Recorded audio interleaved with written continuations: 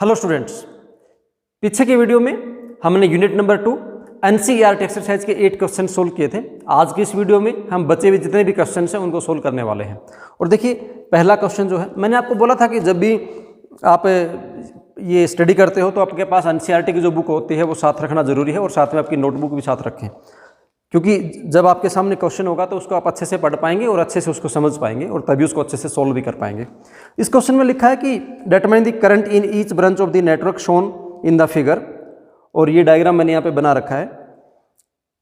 बस इसमें करंट निकालना और कुछ फालतू नहीं पूछ रखा। तो देखिए, देखने में तो आपको ये व्हीटस्टोन ब्रिज लगता है, और व्हीटस्टोन ब्रिज की बैलेंस कंडीशन में आपके पास क्या होता है, P/Q = R/S ऐसे करते हो। बट आप यहाँ पे क्या देख रहे हो, P/Q R/S का जो रेशियो बराबर नहीं आ रहा है, इसलिए जो व्हीटस्टोन ब्रिज की बैलेंस कंडीशन नहीं है। अगर ये बैलेंस कंडीशन होती तो इजीली आप सोल्व कर सकते थे। बैलेंस कंडीशन में ये इनइफेक्टिव हो जाता है, ये दोनों सीरीज में हो जाते, ये दोनों सीरीज में हो जाते और इन दोनों का रिजल्ट पैरेलल में हो जाता, इजीली आप निकाल देते। बट यहाँ पे ऐसा नहीं होने वाला है। यहाँ पे क्रिचॉफ्स के जो लॉ हैं वो अप्लाई करते हुए ये क्वेश्चन आपको सोल्व करना है। क्रिचॉफ्स के लॉ दोनों आपको पता है, क्रिचॉफ्स का first law and the second law.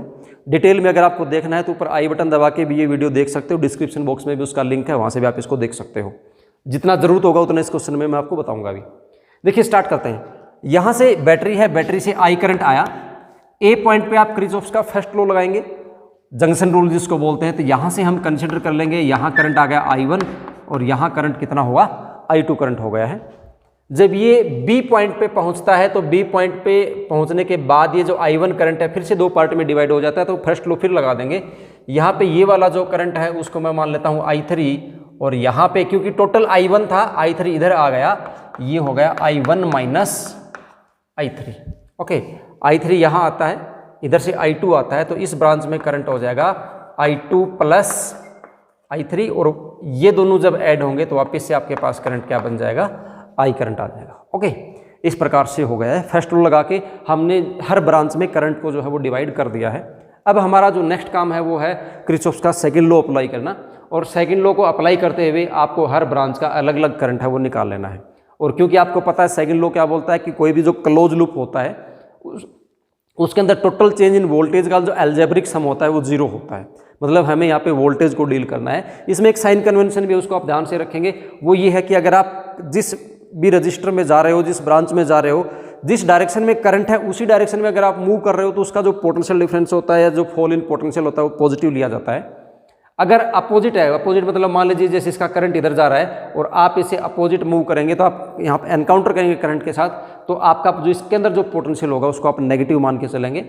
Circuit में बैटरी है, जैसे आप इधर से आओगे तो बैटरी का पहले नेगेटिव टर्मिनल आपके पास आया तो इसका वोल्टेज है वो आप नेगेटिव ले लेंगे।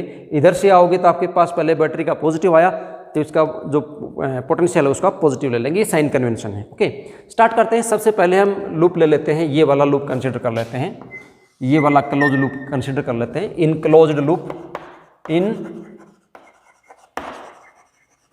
क्लोज्ड लूप कौन सा लूप कंसिडर कर लेते हैं, हम लूप कंसिडर कर लेते हैं A, B, D and A। ठीक है, इस लूप में जब आप जाओगे A से B की तरफ तो करंट की डायरेक्शन में मूव कर रहे हो तो ये आपके पास हो जाएगा 10I1। फिर B से D की तरफ जाओगे तो हो जाएगा +5I3।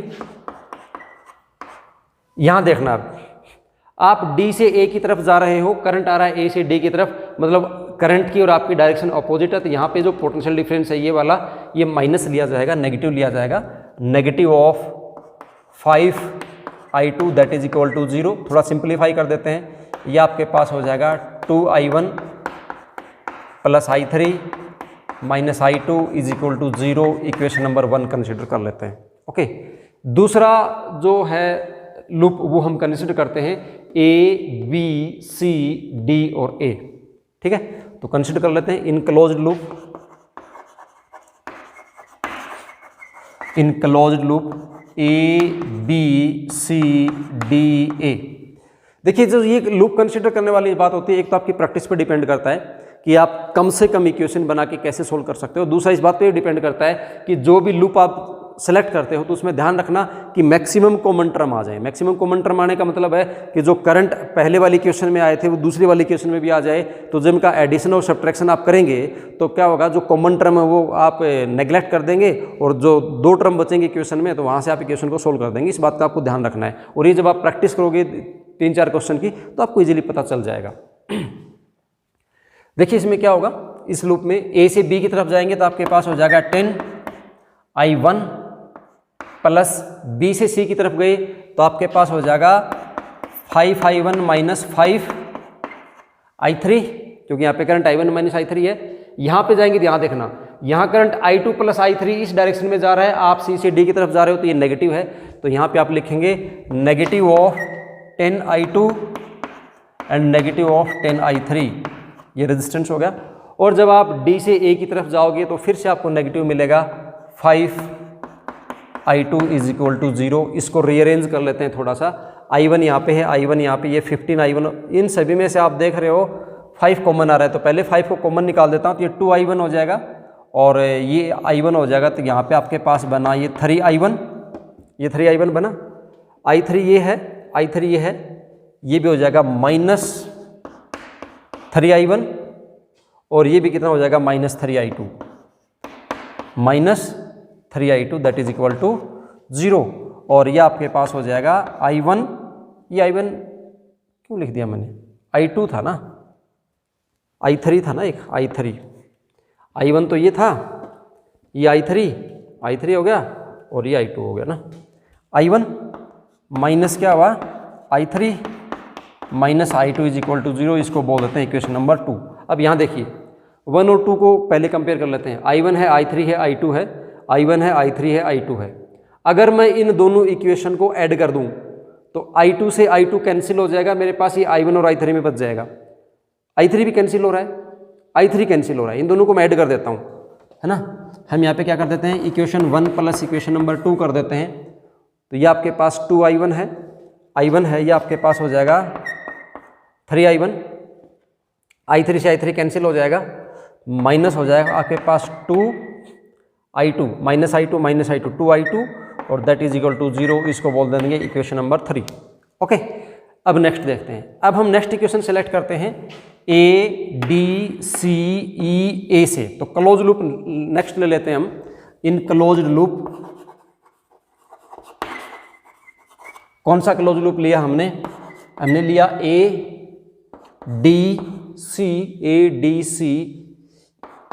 ई एंड ए, ये क्लोज लूप कंसिडर कर लेते हैं। तो ए से डी की तरफ जाएंगे तो आपके पास बनेगा ये 5i2, डी से सी की तरफ जाएंगे तो आपके पास बनेगा प्लस 10i2 प्लस 10i3। और फिर इधर देखना, सी से जब आप यहाँ होते हुए इधर आएंगे तो इसका पहले नेगेटिव टर्मिनल मिल रहा है बैटरी का, तो ये बैटरी का वोल्टेज नेगेटिव हो जाएगा -10। यहाँ एक बात और भी ध्यान देना, बच्चे क्या करते हैं, जैसे 10 को i से मल्टीप्लाई किया, इधर 5 को i1 माइनस i3 से मल्टीप्लाई किया, तो उसी फ्लो में वो क्या करते हैं, ये जो पोटेंशियल डिफरेंस है इसको भी करंट से मल्टीप्लाई कर देते हैं।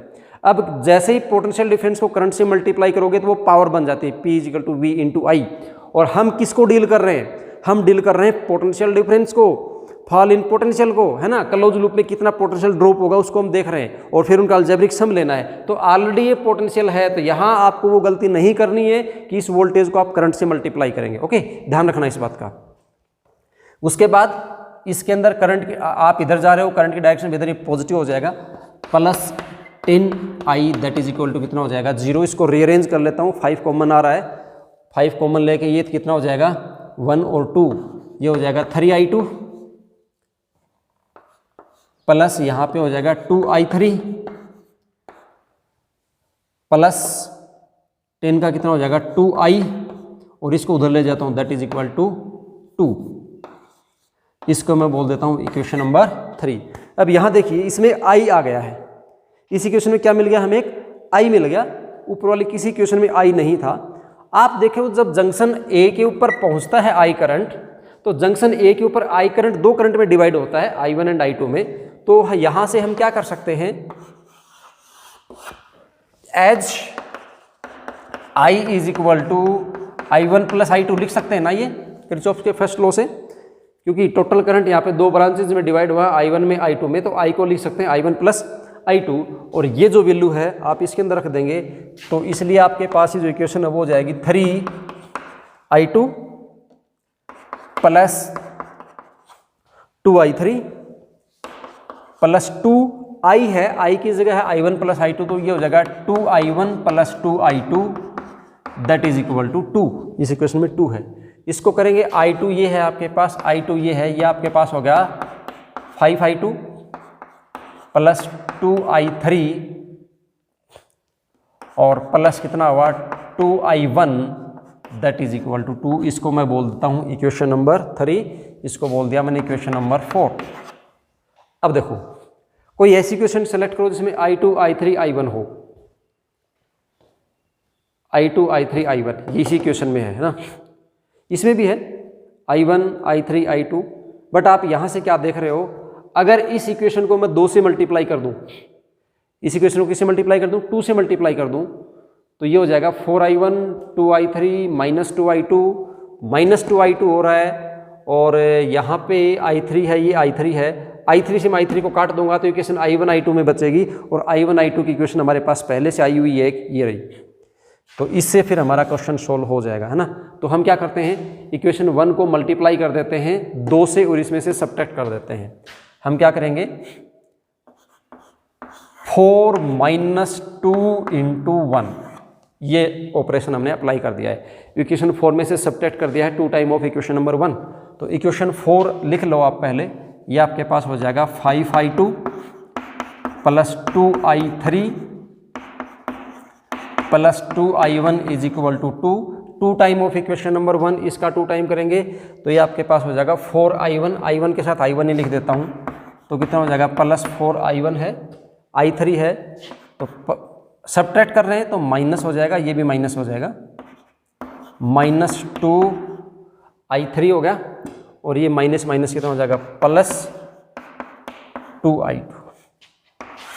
आप देखोगे तो ये तो हो गया आपके पास 7I2 और ये कैंसिल हो गया, और minus 2I1 that is equal to कितना बचा 2, इसको बोल देते हैं इक्वेशन नंबर 5।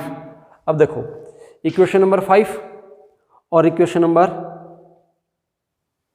3 हम पहले दे चुके थे ना नाम, तो हमने इक्वेशन की नेमिंग में गड़बड़ कर दिया, ये 3 इक्वेशन तो नाम दे चुके थे, इसको बोलेंगे इक्वेशन नंबर 4, इसको बोलेंगे इक्वेशन नंबर 5, तो ये हो जाएगा इक्वेशन नंबर 5 माइनस दिस, और ये इक्वेशन हो गया आपके पास 6।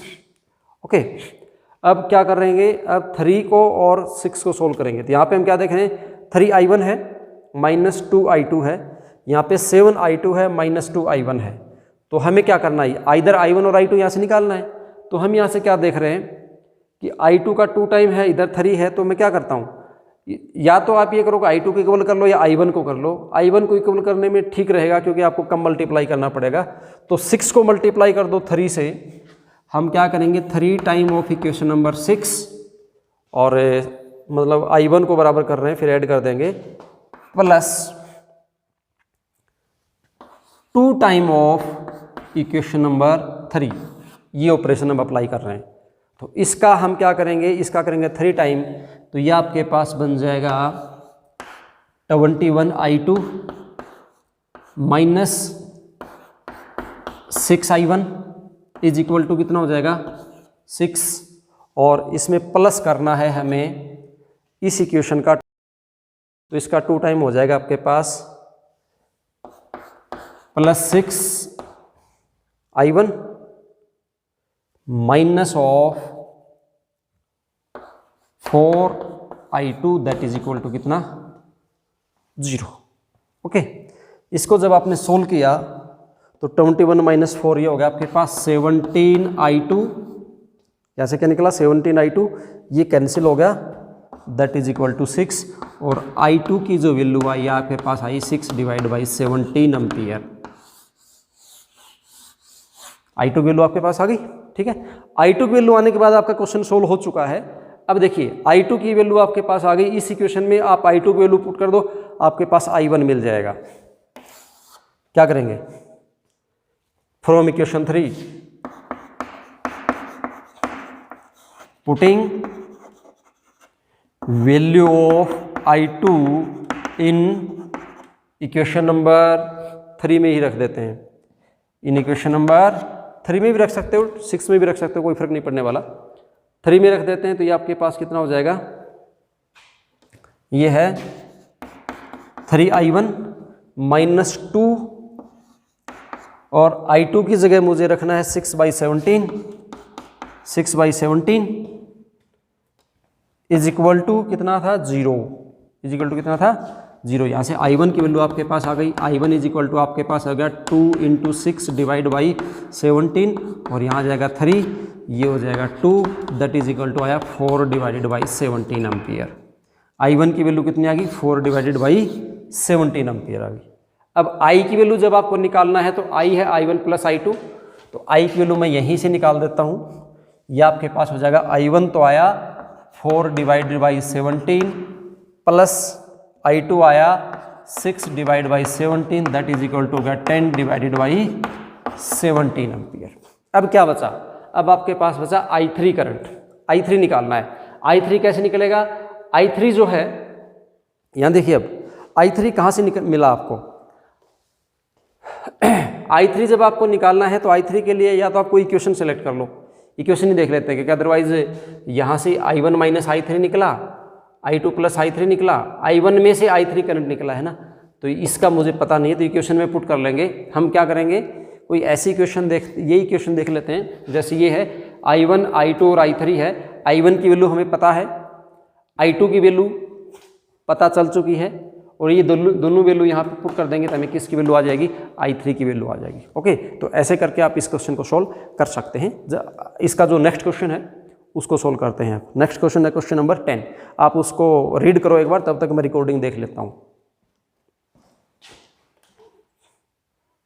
हाँ, रिकॉर्डिंग कंटिन्यू है। देखिए नेक्स्ट देखते हैं क्वेश्चन नंबर 10, और इसको मैं अब यहाँ से मिटा देता हूँ ना। ओके,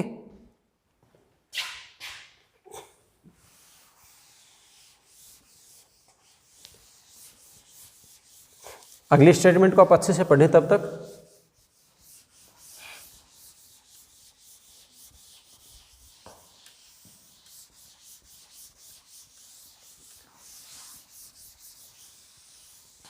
स्टेटमेंट अच्छे से समझ जाओगे तो क्वेश्चन को भी अच्छे से समझ जाएंगे आप। देखिए क्या है अगली स्टेटमेंट, क्वेश्चन नंबर 10 है,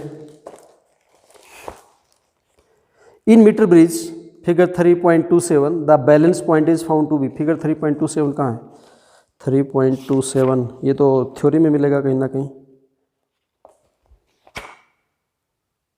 3.27 पेज नंबर 120 के ऊपर है, एनसीईआरटी पेज नंबर 120 के ऊपर है, और उसी के अकॉर्डिंग इसने बोला है, तो डायग्राम हम उसी के अकॉर्डिंग बना लेते हैं।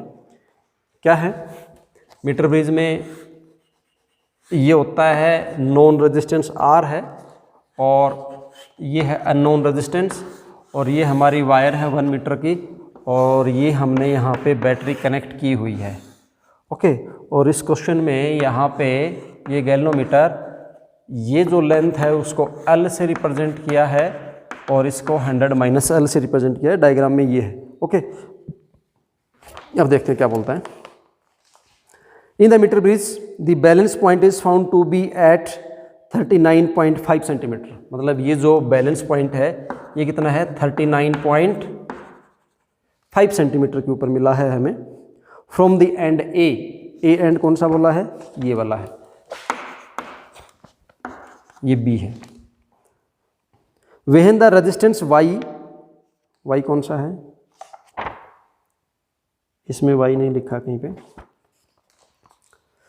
वेहन the resistance Y is out of, when the resistance y is of 12.5 ohm, determine the resistance of x। y कौन सा, इसको उसने y नहीं दिया, मतलब ये रेजिस्टेंस बोलता होगा। ये रेजिस्टेंस कितना है, ये है 12.5 ohm, 12.5 ohm. Determine the resistance x, x मतलब ये जो s वाला था जिसको अननोन रेजिस्टेंस था, इसको x बोल रहा है। ये वैल्यू आपको निकालनी है। Determine the value of x. Y are the connection between the resistors in the Wheatstone or meter bridge made of the thick copper strips। ये एक्स्ट्रा क्वेश्चन उसको बाद में देखेंगे। देखो सिंपली ये जो है ना मीटर ब्रिज का डायरेक्ट क्वेश्चन निकल रहा है। मीटर ब्रिज में क्या करते हो आप, this resistance divide by this and this divide by this. अगर ये कंसेप्ट आप रखेंगे तो इसमें कोई गलती होने की गुंजाइश नहीं है। इसमें किसी प्रकार का कोई क्वेश्चन पूछे इजीली आप बता देंगे। क्या ध्यान रखेंगे, इस रेजिस्टेंस के नीचे ये बैलेंसिंग लेंथ लिखनी है, इसके नीचे ये बैलेंसिंग लेंथ लिखनी है, क्योंकि जब बैलेंस कंडीशन आती है, क्योंकि बैलेंसिंग लेंथ बोल रहा है ना, तो बैलेंसिंग लेंथ बोल रहा है इसका मतलब गैल्वेनोमीटर जीरो डिफ्लेक्शन दिखा रहा है, जीरो डिफ्लेक्शन दिखा रहा है, इसका मतलब दिस बाई दिस और दिस बाई दिस। तो ये तो सिंपली हो जाएगा, ज़्यादा कुछ करने की जरूरत नहीं है। मतलब आपके पास कितना होगा 12.5 divide by 39.5 is equal to x divided by 100 minus L था, 100 माइनस 39.5 x के लिए इसको सोल्व कर देंगे, आंसर आ जाएगा। इसमें जो सेकंड पार्ट पूछा गया है कि ये जो कनेक्शन वायर होती है जैसे ये वाली, ये जो है ये हम थिक कॉपर स्ट्रिप्स क्यों लेते हैं, ये क्वेश्चन इसने पूछा है। और उसका रीज़न ये है क्योंकि हम इस पूरा जो डेरिवेशन करते हैं ये और इसकी जो थ्योरी पढ़ते हैं और इसके जो कैलकुलेशंस भी करते हैं थ्योरी में भी और प्रैक्टिकल में भी, प्रैक्टिकल भी इसका आपका, उसमें हम ये कंसिडर करके चलते हैं कि देखो हमने क्या किया, सिर्फ RS और ये जो वायर थी इसी का रेजिस्टेंस लिया, इन रेजिस्टेंस को हम क्या कर रहे हैं, नेग्लेक्ट कर रहे हैं, इनको काउंट नहीं कर रहे हैं।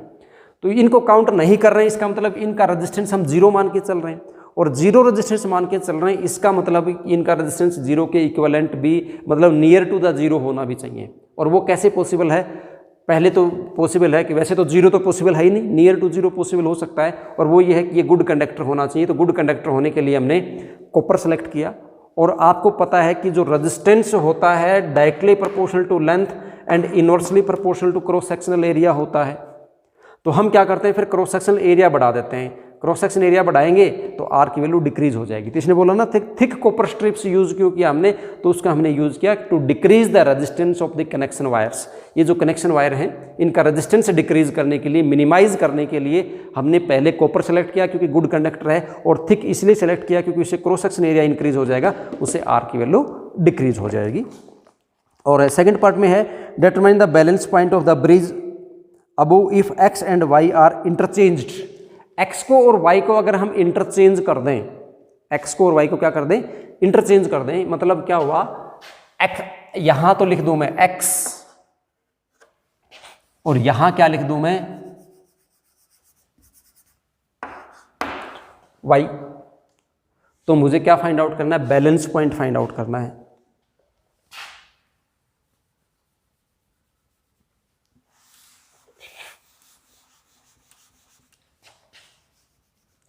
y की वैल्यू आपको पता है कितनी है, 12.5 ओम है।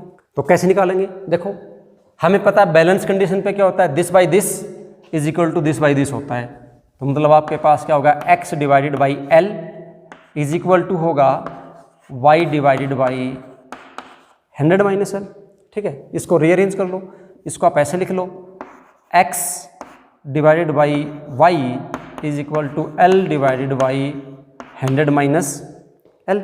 ओके, अब देखो x की वैल्यू आपको पता है कहाँ से, जो इसका जो पिछला पार्ट था वहाँ से हमने x की वैल्यू कैलकुलेट करी, तो x की वैल्यू पुट कर देंगे, y की वैल्यू गिवन है, y की वैल्यू पुट कर देंगे, x और y की वैल्यू जब आपके पास आ जाएगी तो इसको आप l के लिए सोल्व कर देंगे। तो बैलेंसिंग लेंथ यहाँ से लेकर यहाँ तक जो भी आने वाली है वो आपको पता चल जाएगी। नेक्स्ट पार्ट क्या है, What happen if galvanometer and cell are interchanged at the balance point of the bridge? Would the galvanometer show any current? अब क्या बोलता है, जैसे बैलेंस पॉइंट आता तो वो ये बोल रहा है कि ये जो बैटरी थी इसकी जगह यहाँ पे लगा दिया मैंने गैल्वेनोमीटर, और जो गैल्वेनोमीटर था यहाँ पे लगा दी मैंने बैटरी, ऐसे कर दिया बैलेंस पॉइंट के ऊपर, तो क्या होगा, और क्या बोलता है कि स्टिल ये कोई किसी प्रकार का डिफ्लेक्शन दिखाएगा।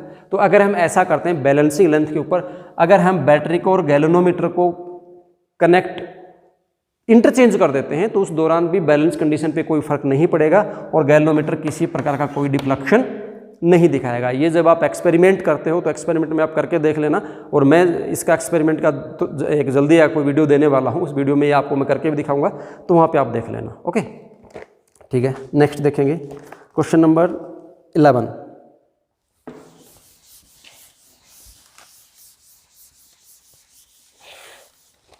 क्वेश्चन नंबर 11 में बोला है a storage battery of EMF, battery storage battery है, ईएमएफ है उसका 8 वोल्ट एंड इंटरनल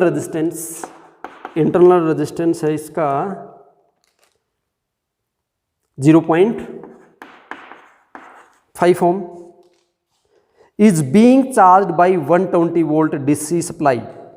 चार्जिंग जो वोल्टेज है, चार्जिंग वोल्टेज मैं कैपिटल वी से लिख देता हूं, वो 120 वोल्ट है, डीसी सप्लाई ही है।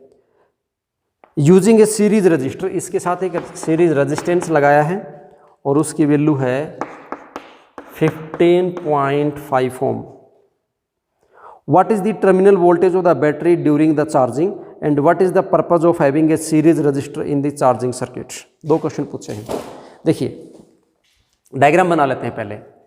यहाँ पे एक बैटरी है जिसका वोल्टेज है 120 वोल्ट और उसके साथ सीरीज में एक रेजिस्टेंस R लगा रखा है और ये एक बैटरी को चार्ज करने के लिए यूज हो रही है इस प्रकार से। ये सर्किट है, ठीक है। जब चार्जिंग में ध्यान रखना, जो चार्जिंग बैटरी होती है, जो चार्ज करने वाली बैटरी होती है, उसका पॉजिटिव और जिस बैटरी को आप चार्ज कर रहे हो उसका पॉजिटिव एक पॉइंट पे होना चाहिए और नेगेटिव दोनों का एक पॉइंट पे होना चाहिए। ओके, ठीक है। ये जो R है इसकी वैल्यू दे रखी है 15.5 और ये जो इंटरनल रेजिस्टेंस है इसकी वैल्यू दे रखी है 0.5। अब आप यहाँ ध्यान से देखिए, ये बैटरी 120 वोल्ट है, ये बैटरी जो है वो 8 वोल्ट है। इसका करंट जाएगा इस डायरेक्शन में, इसका करंट आएगा इस डायरेक्शन में और यहाँ पे आके करंट इनकाउंटर होगा। ज़्यादा करंट किसका होगा, 120 का या 8 का? ऑब्वियसली 120 का ज़्यादा होने वाला है। तो 120 का ज़्यादा होने वाला है, इसका मतलब करंट फ्लो करेगा इस डायरेक्शन में। तो ये वाला नहीं होगा, करंट फ्लो करेगा इस डायरेक्शन में, ऐसे करंट फ्लो करेगा।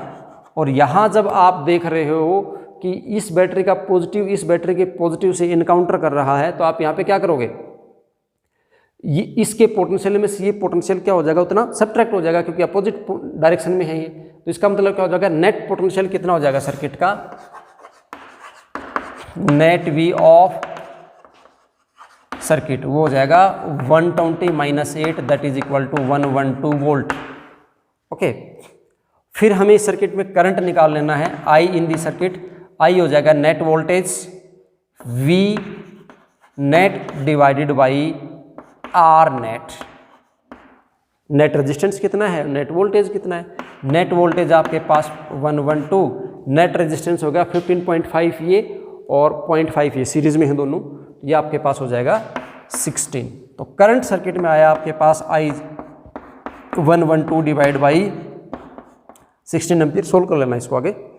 अब नेक्स्ट पार्ट में पूछा गया है कि इस बैटरी का जो टर्मिनल पोटेंशियल, अगर मान लीजिए यहाँ पे इस प्रकार से आप वोल्ट मीटर लगा देते तो वो वोल्ट मीटर रीडिंग कितनी लेता, वो आपको दिखाना है। तो देखो मैंने आपको बताया था, पिछले वीडियो में भी बताया था कि जब बैटरी को चार्ज, वैसे तो हमारे जो पोटेंशियल डिफरेंस का फॉर्मूला होता है, बैटरी के जो एंड्स होते हैं, टर्मिनल पोटेंशियल जिसको बोलते हैं V इज इक्वल टू वो E माइनस आई आर होता है।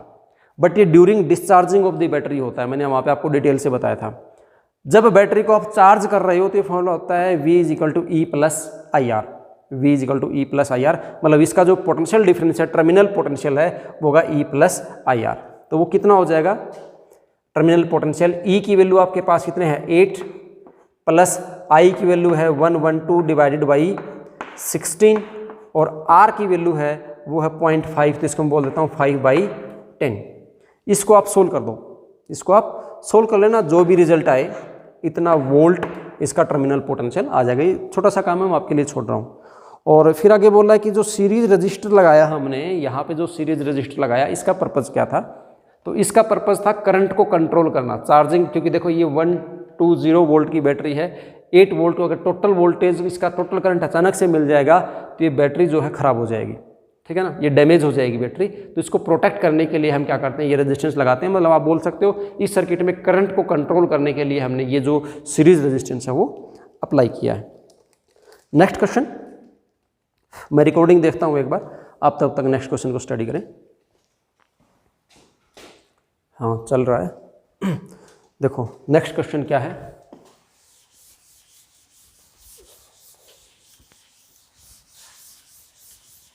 पढ़ो आप तब तक। नेक्स्ट क्वेश्चन क्या है, रीडिंग करो उसकी अच्छे से।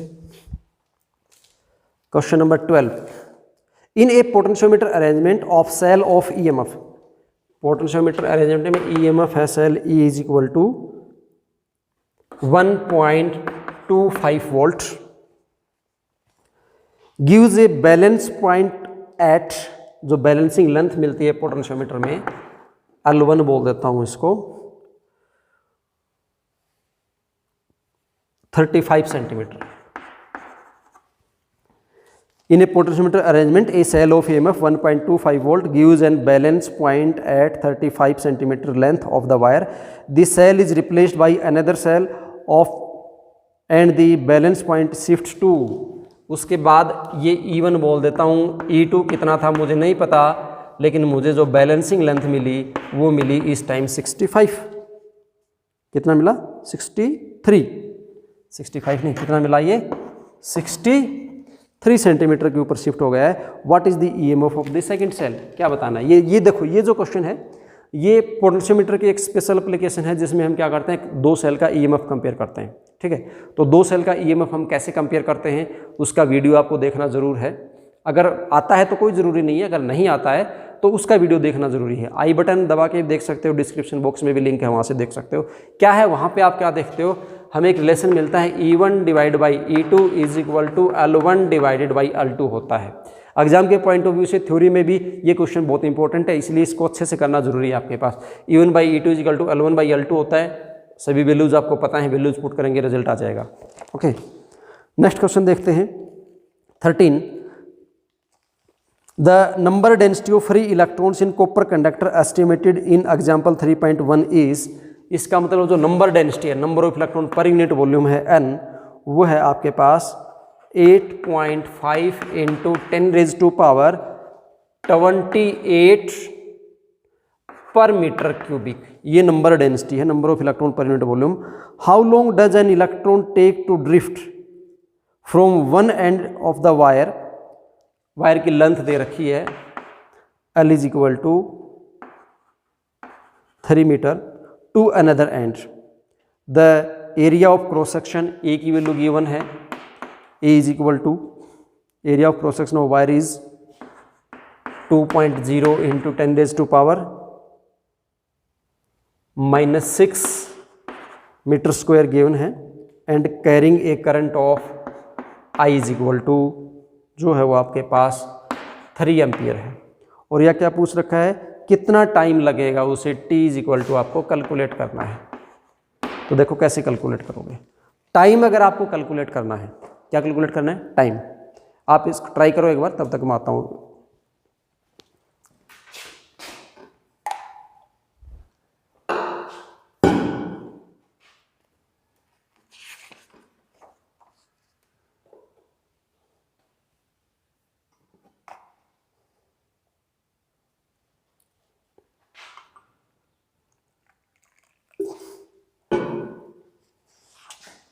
तो देखिए आपको टाइम कैलकुलेट करना है।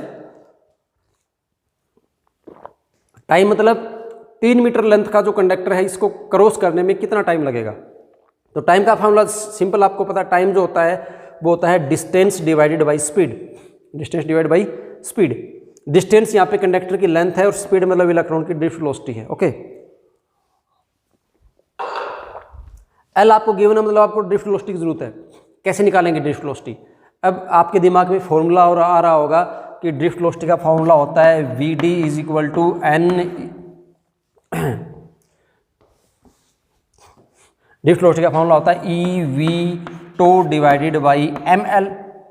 इस फॉर्मूले में आप देख रहे हो ना, तो आपके पास रिलैक्सेशन टाइम दे रखा, रिलैक्सेशन टाइम की जरूरत है, पोटेंशियल डिफरेंस की जरूरत है, और ये टर्म तो हमें दे ही नहीं रखी, हमें दे क्या रखा है, आई दे रखा है। तो मतलब आई से ड्रिफ्ट वेलोसिटी कैसे निकालोगे, तो उसके लिए हमारे पास एक रिलेशन होता है, relation between current and drift velocity. I is equal to क्या फॉर्मूला होता है, N E A and drift velocity V D.